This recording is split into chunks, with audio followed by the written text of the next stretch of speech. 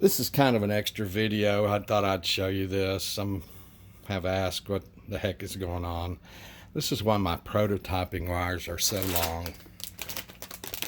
What I do is I buy old computer ribbon cables out of mainframe computers. That's what these are. And the ends of them are DuPont connectors. But they're varied. And by varied, and these are 36 inches long.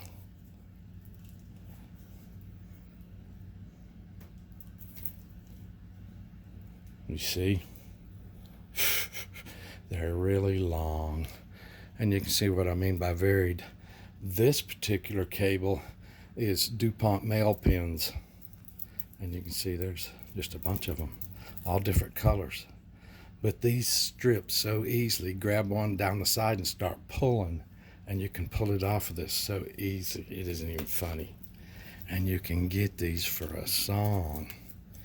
So that was double male. And you see this one I've been working on was double female DuPont connectors on the end of this. So when I want to go from a jumper pin on like that buzzer, I just put this over the end and take 36 inches later, I put the other end over the RC channel I want to test it on. I can then, if I want to use this, which you see I've been using up my DuPont to DuPont, I just cut it whatever length down the 36 inches that I want to use it at, and then I can take this DuPont connector that's soldered onto this wire out of this and put it in whatever kind of connector I want if I want to use this. And that's why I'm into this right now, this roll. And you see this one was female DuPont on this end of this ribbon cable and male DuPont on this end. So there was 3 cables in this box. They were like, I don't know, $7. I think you can get them on Amazon. And I just strip them out into individual wires like this one, or these. There's 3 in here.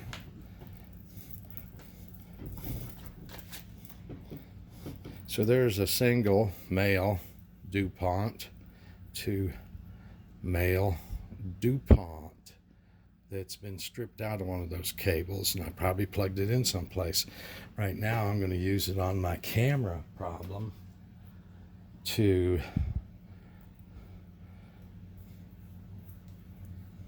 have this DuPont connector down here near the connector that's already on it, and then I'm going to go back up the wire until I meet the little wire that I need to solder on right here, the brown one, and I'm going to snip it, and that's what I'm going to solder on this connector for the camera I'm working on to bring it my length down here and take this little single DuPont connector shell off this end, and I'm going to put it in a 5-pin shell. And then, of course, the green wire here, I'm going to do the same thing. Look, there's some kind of green wire right there.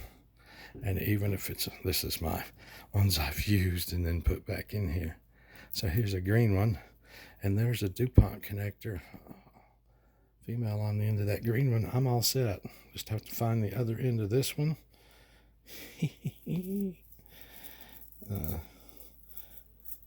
There we go. There's my green one. There's my brown one.